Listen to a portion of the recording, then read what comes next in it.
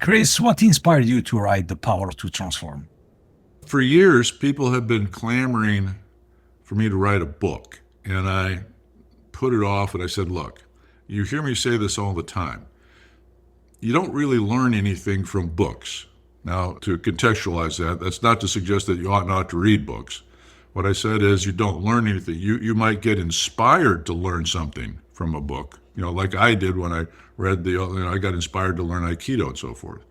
I said, but until there's a way that I can figure out how to get people to be more interactive with the content, the promise was, well, if we read your book, is that the same thing as going through the program? The answer is no, because you're not getting the practice.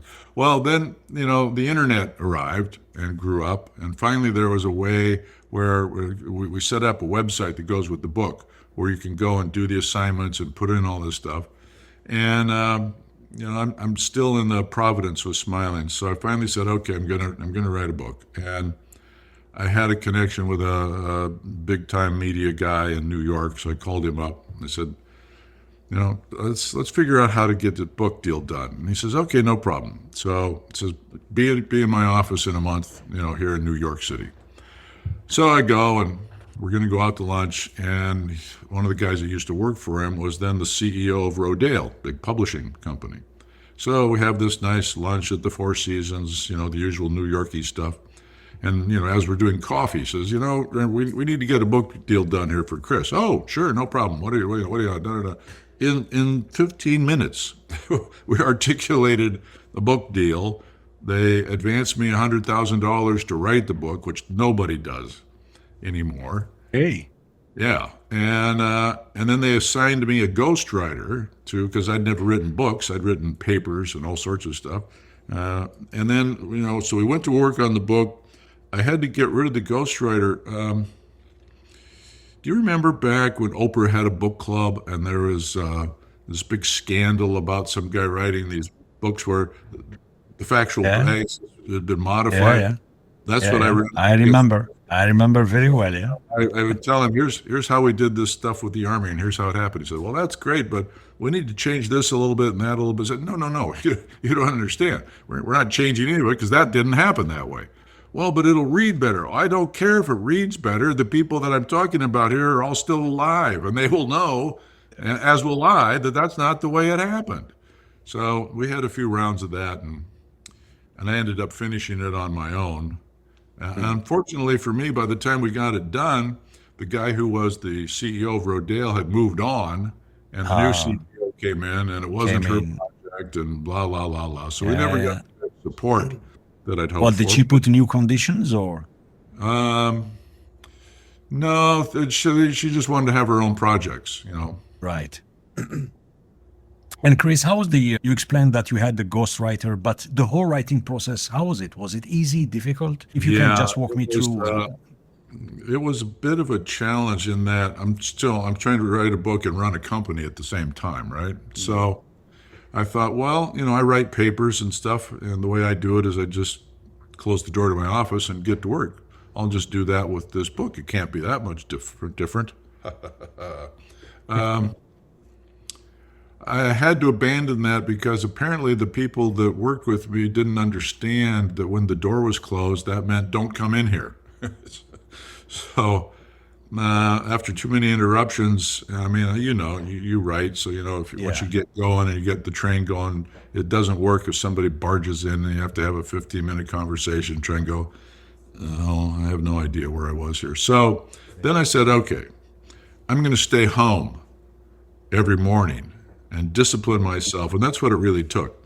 I'd go downstairs in my office at home, and I set myself up. I had to write for at least 90 minutes. I couldn't leave the room until I'd gotten 90 minutes or X number of pages. And the first part, the big challenge was always the first few sentences every morning. I'd just sit there and stare at the screen, read what I'd written, and went, that sucks. Then I'd go back and fool with it some, and then, all right, let's try the next. And then, but after a while, I got a rhythm and a pace and banged it out pretty quickly. But it took that kind of a structure and discipline. I was thinking, I'm so bright, I can just knock this out in my free time in the office. No. Was there a chapter that was particularly difficult to write, or? Particularly difficult. Well, I think probably the chapter on centering, it's not so much that it was difficult in that, you know, the content, I didn't really get the content because it's my book. I think the challenge there was trying to explain a phenomenon that you really can't fully grasp unless you've experienced it. So I was pressed with how would I best explain this? And then I recalled there's a portion there that describes this moment when I was in Africa, and we surprised a pride of lions at the edge of a river. And the adults went one way and the cubs went the other, and we were in the middle, and that's really not where you want to be between the parents and the kids. The kids, yeah. With the pride of lions. And some guys kind of freaked out. I found myself in this, I can only describe it as a slightly altered state where I knew, dropping down Express Center, but in that moment, the whole premise of center is to be present, open, and connected. And I can only say that I was more present, like literally right here, right now, in that moment than I'd ever been in my life. There's something about a lion roaring at you, and it's personal. He's talking to you. This is not a circus. We're not a movie. They're feigning charges at you.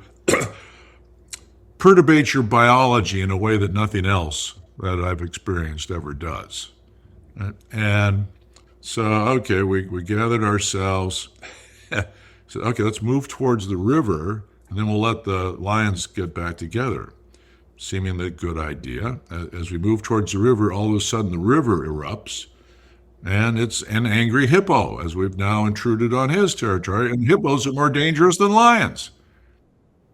Yeah, so now we're sitting there going, holy shit, 5 minutes ago I was kind of bored walking through here, now I'm in the middle of an Indiana Jones movie, what the hell? And so we inched our way up the riverbank and got out of that, and had a little adrenaline dump for that. But the challenge was finding ways that people could kind of connect or try and connect to the experience I was describing. So I don't know if that was difficult, but certainly a challenge.